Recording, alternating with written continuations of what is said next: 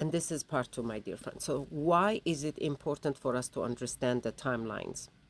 It is important for us to understand the timelines because of that.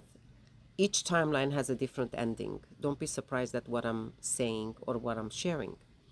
There are timelines that shows exactly how the world is ending, is being destroyed. There are timelines showing how, you know, Jesus is claiming his own. There are timelines showing how the evil, the wicked, will perish.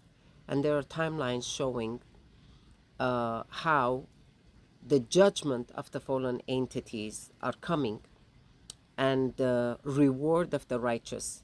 And so there is, of course, also the timeline of the Antichrist, and so on and so forth. Now, this example was given to me by Jesus, and I will share it with all of you to give you a very, very clear explanation of how a timeline can be changed. Suppose you are going north, your direction on the street is going north, and your destination is you need to make a right turn from the first street while you're going straight north. And then you decide you're not going to go north, you're not going to turn right, because although your destination is there, that's exactly where the location is where you're headed, but you actually make a turn from the second street instead of the first street. And when you make a turn from the second street, there is a cul-de-sac in there, so you cannot go straight. So there's no way for you to make a right turn for you to come back into the first street. Although you make your road longer, that's your drive, but there is no way to do that. So then it gives you an option of making a left turn from that second street. So you make your left turn, and that left turn is another cul-de-sac that is going to take you to another right turn. So now you get lost because there are many different cul-de-sac within each other. Think about it as a maze. So what do, my dear friends? I want you to understand that your destination will not be reached by you taking the second street while you're driving on a north. So what you need to do is come back exactly the same way as you entered the second street. In no other way, no other form, go back on the main street and now drive back to south, and this time make sure that you make a left turn, because remember, you were going north and it's on your right side. Make a left turn and let's say go to the first street as it gives you the location of your destination.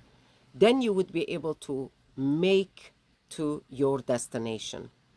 But if you check my explanation, you actually had to go back from the same path as you initially went in order for you to make up the wrong that you have done, because that second street was not taking you to your location.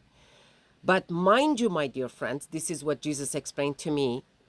The evil has done so many of this that they went into too many different directions that they opened so many timelines. And the benevolent beings, the angels, and I'm not going to mention the rest, they had to come back step by step and undo every single step that was created in with an evil intent, just to throw God off with their evil, with their stupid, ignorant thought, the fallen watchers, the fallen entities, to throw God off so that God will not get to the end to punish the wicked. The fact that the book of Jubilee says the real calendar and the timing is in the book of Jubilee, indeed God wrote the end from the beginning, so he knows everything precisely.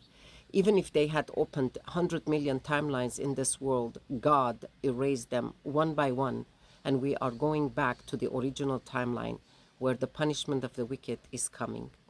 So pray for those who are in harm's way and stay prayerful. I love you all with the love of Christ. Stay blessed.